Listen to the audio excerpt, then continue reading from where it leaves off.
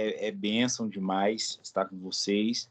Eu trouxe uma reflexão, né, que foi...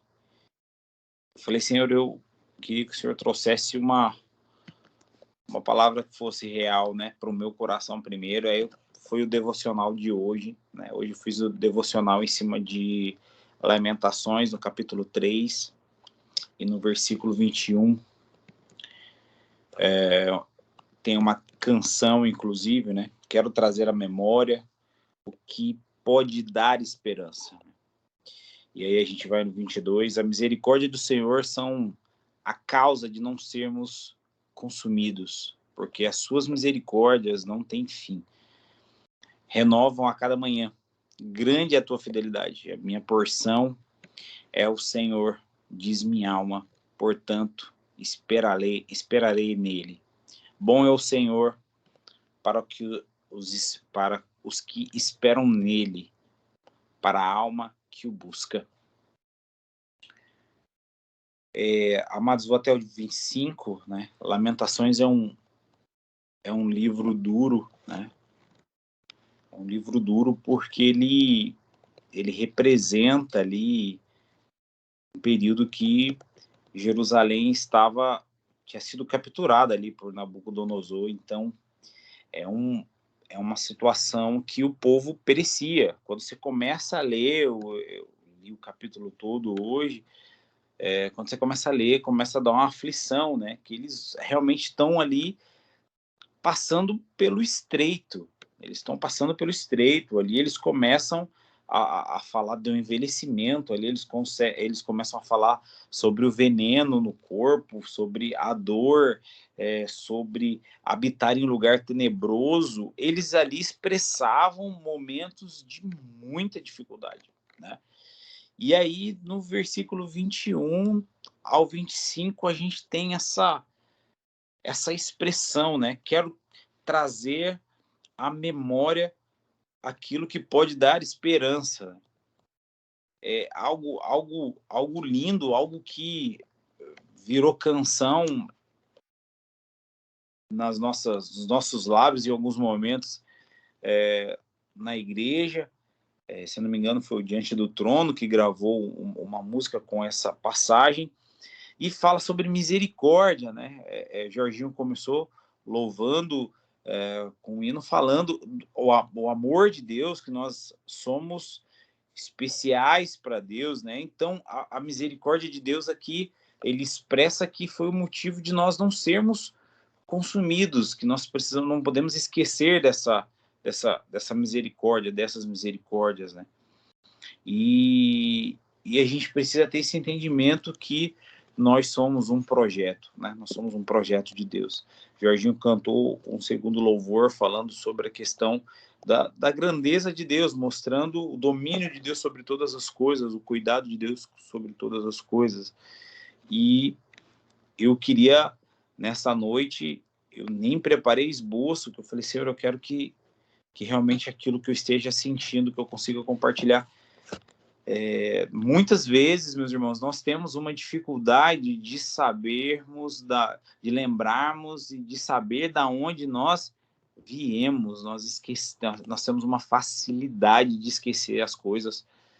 É impressionante como nós conseguimos esquecer, e a palavra de Deus é perfeita quando o Tiago fala que nós temos uma memória tão complicada que para lembrar do nosso próprio rosto a gente precisa sempre olhar no espelho. E nessa noite eu queria compartilhar com os irmãos a sua história. Eu queria que você retrocedesse no tempo. Talvez você teve uma infância difícil, talvez você teve uma adolescência complicada, um período escolar difícil, talvez você teve uma ausência, talvez você teve uma falta, alguém que te fez uma falta grande. Não sei como foi o seu processo, não sei como foi o seu testemunho que chegou até aqui, mas Deus sabe, Deus conhece. E eu quero dizer para você que esse período, esse tempo, ele não é para ser esquecido. Por mais que doa, né? Por mais que vai doer, o propósito não é esquecer isso, é você administrar isso, é você procurar, mediante toda a dor que você já sentiu, algo que gere esperança para a sua vida. Que você olhe de tudo que você passou e que pelo menos isso sirva para medir aonde Deus tem te colocado, o que Deus tem feito para você, Deus tem feito com você, né? Hoje eu conversava com uma pessoa e ela falando do processo de emagrecimento dela, tal, que ela estava tomando uma injeção para emagrecer. Eu falei, olha, só tome cuidado, porque Deus é perfeito, né? Deus é perfeito. Deus, o nosso corpo é perfeito. Quando a gente vê o funcionamento do corpo, quando a gente vai pensar em biologia, a gente vê como Deus foi pensando na sequência.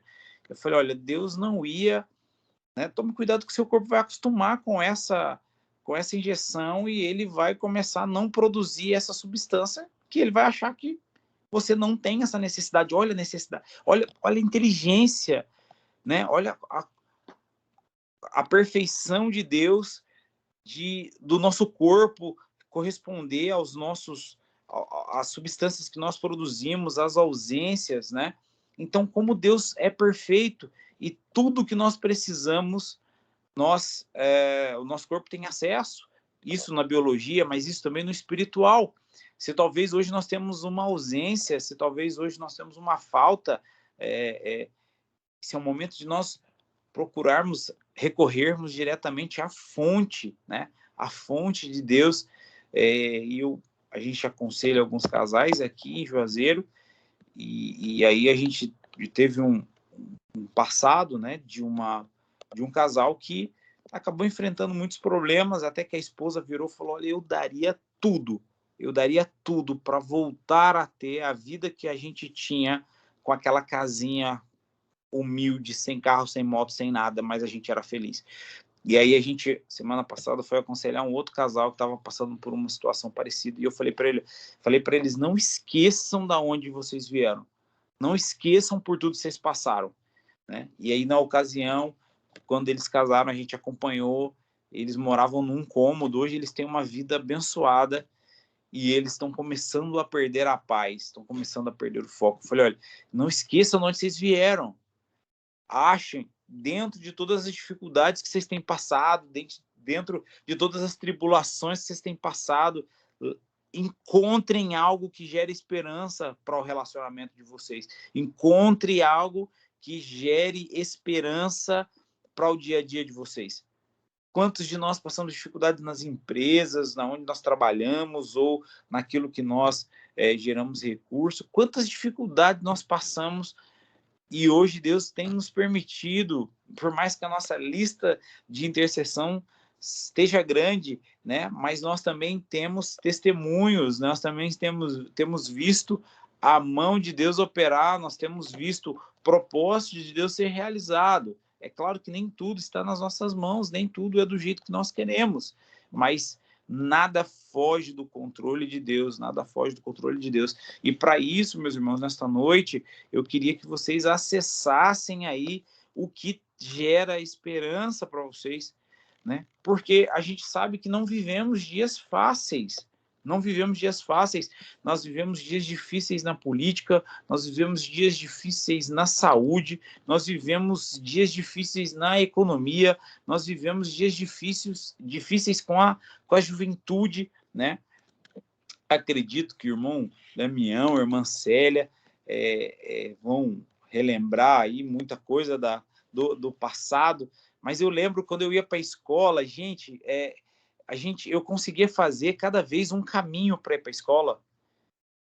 Hoje em dia, eu acho que eu não tenho coragem de deixar meu filho ir a pé para a escola sozinho, e antes a gente fazia isso numa facilidade. Como as coisas foram mudando, como as coisas mudaram rápido demais, né? Como antes era fácil as coisas, né? Quando, não sei se as coisas, não posso dizer que eram mais fáceis, né? Mas como as coisas eram um pouco mais inocentes, hoje a gente tem dificuldade. Eu sou professor numa escola cristã aqui de Juazeiro, na mesma escola que a esposa de Glauber dá aula, e a gente vê os adolescentes, 12 anos, quando eu só pensava em soltar pipa, jogar bola e jogar bolinha de gude. Hoje eles têm uns pensamentos que, meu Deus do céu, onde eles vão parar pensando dessa forma? Quando eles chegarem com 30 anos, eles vão ter um peso para carregar, porque eles já estão se adiantando. coisa que eu comecei a pensar com 30, eles com 12, com 13, com 14 anos, eles já estão adiantados, meu Deus do céu. E a gente começa a entrar em desespero, mas o nosso consolo é o Senhor. Para nós que temos filhos, para nós que temos pessoas próximas, o nosso refúgio é o Senhor. O Senhor é o nosso jardim secreto, é nele que nós temos que confiar. É claro que algumas coisas vão ter que se adaptar, mas nós vamos se adaptar, eu quero dizer assim, eu não posso permitir que os meus filhos façam a mesma coisa que eu fazia quando era criança, né? Não tem como, porque era diferente, né?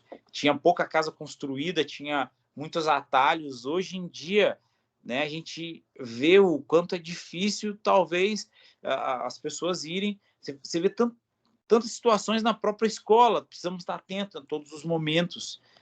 Queridos, não é fácil, não estou aqui ministrando para vocês, nós vamos ter somente flores, e se alguém falou isso, esse alguém não estava interpretando a Bíblia de uma forma correta. A Bíblia, ela demonstra diversas situações, mas eu só quero que você tenha esperança, que você não desista, que você comece a olhar, por mais que esteja tudo seco. É tão lindo o Nordeste, né?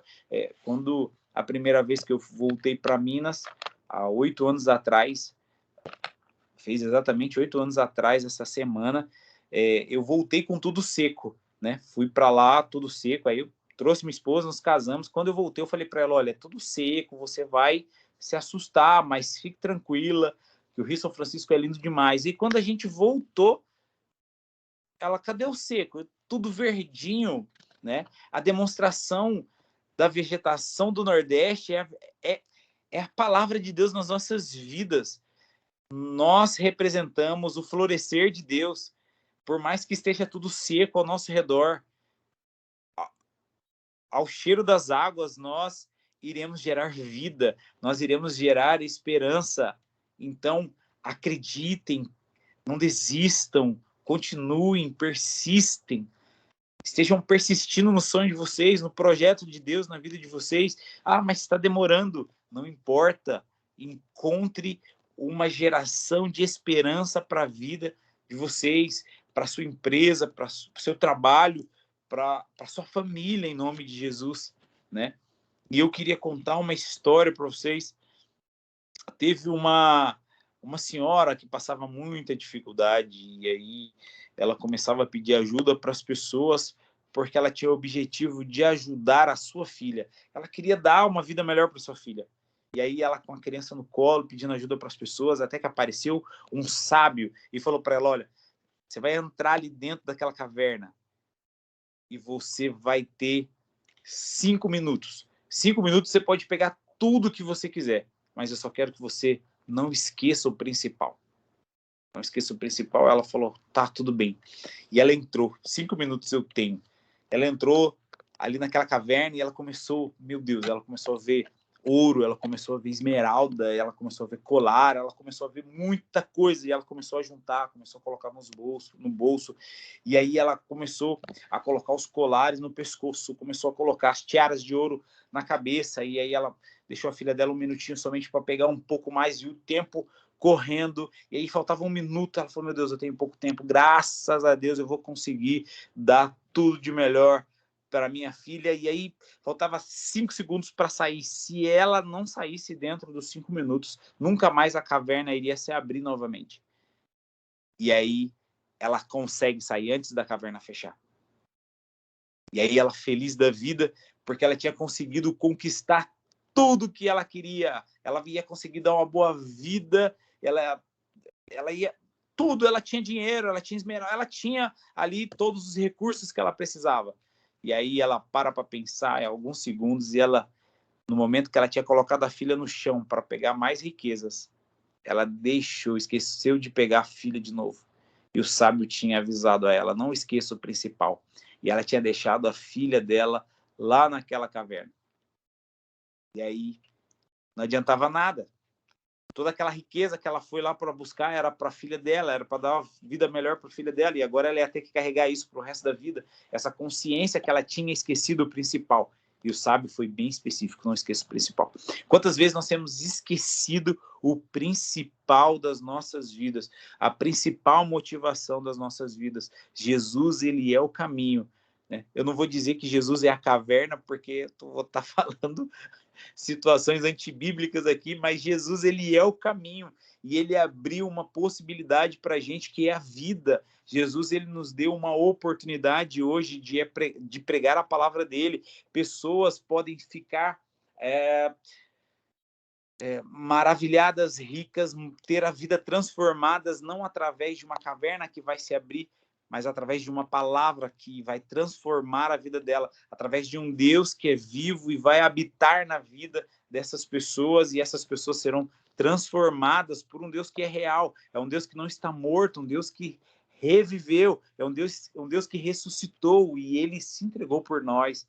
E é através dessas coisas que esse é o nosso principal, que nós venhamos encontrar em toda dor, em tudo que nós temos passado, que nós não venhamos perder o principal, deixar de lado o principal, deixar de lado ali a nossa criança, o nosso sonho, o nosso projeto, que nós venhamos voltar a sonhar. Um irmão escreveu aí que nós não venhamos deixar de sonhar, que nós não venhamos olhar para os nossos problemas, para as nossas dificuldades, para os nossos medos, mas que nós venhamos não desistir. Não, mas já passou muito tempo, não importa. Abraão e Sara, quanto tempo eles tentaram ali, era a promessa de Deus que ele seria pai de multidões, e ali foi cumprido, mas é claro que teve um dedinho de Sara, e aí ela complicou um pouco as coisas, porque nós tentamos muitas vezes ajudar, dar aquela ajudazinha para Deus, que nós não venhamos perder o foco do que Deus tem para nós, meus irmãos.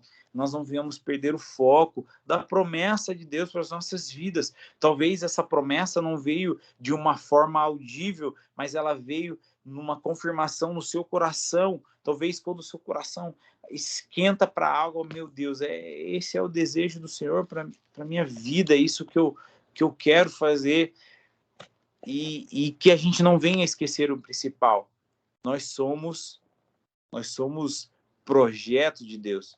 Nós somos projeto de Deus. Cada um de vocês é projeto de Deus. Cada um de nós aqui somos projetos de Deus. E Deus tem cuidado de nós. Deus tem nos sustentado. A misericórdia de Deus tem suprido tudo que nós precisamos. Esse é o motivo. A misericórdia de Deus é o motivo de nós não termos sido consumidos ou então vivermos numa vida escrava, como diz aqui na palavra de Deus, em Lamentações. Que Deus possa consolidar essa palavra no seu coração e que você venha entender o que Deus tem para você.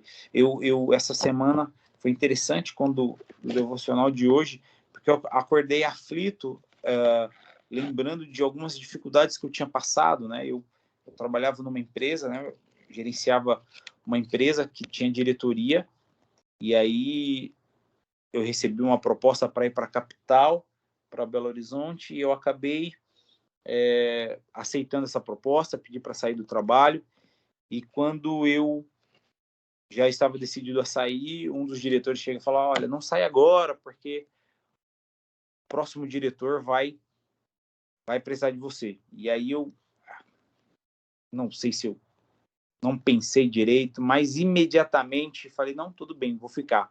Desisti de ir atrás daquele objetivo e fiquei. Tempos depois, tudo se virou, e aí o meu sonho foi exatamente lembrando essas dificuldades. E hoje, meus irmãos, glória a Deus, eu acordei, eu falei sim, não, esse tempo difícil já passou. Hoje eu vivo um outro tempo. Esse tempo difícil já passou. Acabei desprezando aquele projeto, e Deus me levou para um lugar muito melhor, muito mais longe, né? Estou a 2.000 quilômetros de casa, mas Deus tem feito coisas maravilhosas. Vão fazer 8 anos que eu estou aqui no Nordeste, vão fazer 9 anos que eu estou aqui no Nordeste, e Deus tem feito coisas maravilhosas na minha vida, na minha família, porque um dia eu disse sim, em alguns momentos eu disse não, tudo segundo a vontade de Deus, né? Tudo segundo a vontade de Deus, né? E quando eu cheguei aqui no Nordeste, né, lá lá em Minas, tinha feito um curso de circo, e aí estava bem avançado isso, a gente levava esse projeto de Plantão da Alegria para os hospitais todos os sábados. Todos os sábados a gente colocava o nariz de palhaço e ia para o hospital, e ali a gente começava a levar canções, né, canções proféticas para aquelas pessoas que estavam internadas, né? Então era um momento muito feliz, porque as pessoas estavam ali tristes, porque elas estavam internadas ali, elas talvez estavam desenganadas, algumas delas, né? E Deus fazendo algo maravilhoso, e aí chegou a proposta de eu vir embora, eu falei, meu Deus, eu vou. E aí a gente conseguiu implantar esse projeto aqui, só não conseguimos entrar nos hospitais, mas a igreja começou a usar as artes como forma de evangelismo, e foi muito legal. Foi um tempo, eu entendi que aquele período lá em Minas foi um tempo que Deus precisava levantar. Hoje esse projeto acontece até hoje, todos os sábados o pessoal vai para lá, nariz palhaço de violão, e canta para as pessoas, faz as pessoas rir. E esse era o legado. A gente não deixou uma placa, mas a gente deixou um legado. E eu quero dizer isso para você. Deus, ele tem um legado mais importante do que a riqueza que a gente vai conquistar, é o legado que a gente vai deixar para as pessoas. Que a gente esteja construindo esse legado, que as pessoas estejam sendo alcançadas através desse principal que a gente um dia decidiu. A gente decidiu pregar, a gente decidiu se entregar, a gente decidiu ali viver para Cristo. Que a gente venha viver verdadeiramente para Cristo. E que se tiver difícil, meus irmãos, acessem aí o que dá esperança para vocês. O dia mais difícil, que eu não quis mais voltar para o hospital. Quando eu cheguei no quarto, o menino Gessé, 12 anos, a hora que a gente entrou, o médico nunca liberava para a gente entrar na UTI. E aí, nesse dia, ele libera para a gente entrar. E todo ali aquele processo de esterilização, o menino com 12 anos, na hora que a gente entra no quarto, ele começa a filmar a gente cantando para ele, foi muito lindo. E na hora que a gente tá indo embora, isso era por volta das 3 horas da tarde, a gente estava indo embora do hospital, próximo das 6 horas, a gente recebe a notícia que ele tinha falecido com 12 anos. E aquilo foi muito duro, foi um golpe muito difícil ali, porque eu falei, meu Deus, ele era uma criança. Mas eu consegui entender dias depois que naquele momento a gente foi muito importante para ele. Naquele momento ali, provavelmente ele estava recebendo uma palavra ou um louvor que ele precisava para os últimos momentos da vida dele. Os últimos momentos da vida dele foi muito feliz. Foi muito feliz. Foi realmente na presença de Deus ali, louvando e cantando com a gente. Meus irmãos, a gente nem vai conseguir ter todos os resultados que a gente espera, mas nós vamos ter tudo que nós precisamos. Talvez nós precisamos passar por algumas dificuldades, às vezes nós precisamos sofrer algumas coisas como os nossos irmãos de Jerusalém passavam. Mas a nossa esperança está no Senhor. Bom é o Senhor para aqueles que esperam nele. Esperem no Senhor que você vai alcançar. Em nome de Jesus. Sei que muitas pessoas tiveram perdas nesse momento de pandemia, tanto perda de entes queridos ou também perda de renda. Eu sei que a nossa vida teve que mudar, mas entendam, nada sai do controle de Deus. Nós devemos estar exatamente onde Deus nos colocou, onde Deus quer que nós estejamos. E isso é muito importante. E que se tiver difícil, que você venha buscar força, buscar fôlego. Quando a gente está ali nadando ou mergulhando, alguma coisa assim, quando nos falta fôlego, a gente precisa ir com toda a força para cima e pegar o máximo de ar que a gente consegue. E esse ar que eu quero dizer para vocês busquem nisso com a esperança de aonde vocês conseguirem, o recurso que vocês conseguirem, que esse seja o fôlego para buscar a esperança e que vocês renovem essas forças e continuem na presença do Senhor, continuem a alcançar ao alvo do Senhor, em nome de Jesus. Amém, queridos? Eu queria somente pedir para que você fechasse seus olhos nesse momento e começasse a meditar na sua vida, a meditar talvez em pessoas que você tem discipulado, que você tem tentado ajudar. Talvez essa palavra nem é para você, talvez essa palavra seja para alguém que você conhece, que talvez precisa gerar esperança naquilo que tem passado. Quantas coisas difíceis nós passamos, quantas talvez humilhações, quantas privações, talvez quantas ausências nós tivemos, mas o Senhor é o nosso pastor e Ele cuida de nós. Ele tem cuidado de você, Ele tem cuidado de sua casa, Ele tem cuidado de sua família. Claro que nem tudo vai ser do jeito que nós queremos, mas eu quero que você busque esperança, quero que você busque esse fôlego que é necessário para as nossas vidas e que em nome de Jesus você continue nesse caminho que é Jesus, que é a verdade e vida para nós. É o caminho, a verdade e também a vida, em nome de Jesus. Que Deus abençoe sua vida nesta noite, nessa vigília. Foi um prazer estar aqui e que essa palavra possa ser replicada nos corações de muitas pessoas, que nós não venhamos esquecer o principal em nome de Jesus. Amém, irmão Damião.